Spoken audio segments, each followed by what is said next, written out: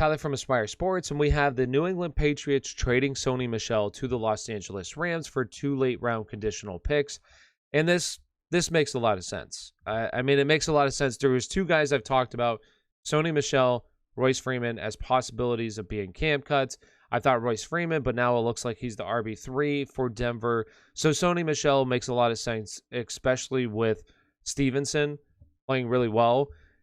And the Rams probably were really pressed to get this deal done rather than waiting for him to get cut, because you have Darrell Henderson, who suffered that thumb injury, and it probably scared him a little bit. And they definitely need to address the running back situation.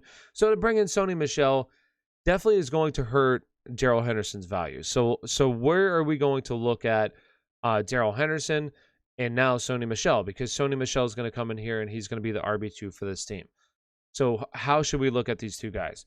So the first thing is where we need to put Darrell Henderson is, for me, I had him inside my top 20, and now I'm putting him as RB number 23 range, right there with Chase Edmonds, Javonte Williams, Kareem Hunt, Mike Davis, and Damian Harris.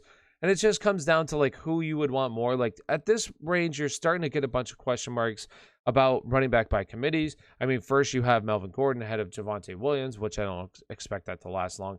Kareem Hunt, obviously you still have Nick Chubb there. And with Josh Jacobs, Miles Sanders, these look like guys that are going to be kind of in committees, although I think Josh Jacobs is just going to see a lot more rushing attempts than Miles Sanders, but Miles Sanders is the more talented player. So the question marks start to kind of build up. And it's, what do you want? Like for me, I still expect Darrell Henderson to be the lead back in this offense.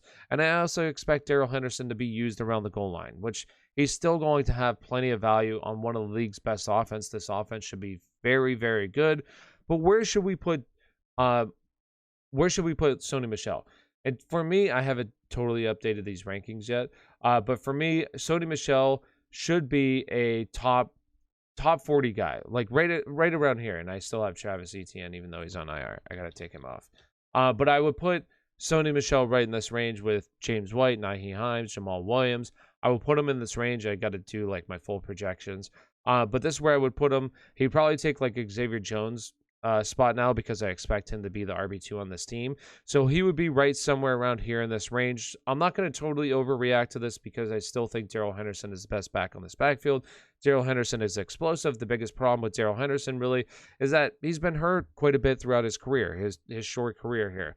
So if he can stay healthy, I expect him to still lead this backfield. He'll still be the RB number 1 for this team, but it's going to be much more of a running back committee approach than what it probably was heading into the season. So those are my quick thoughts on Sony Michel. Let me know what you think of this trade. How do you view Darrell Henderson? And if you haven't already, hit that subscribe button. Really appreciate it. Thanks for watching, and have a great day.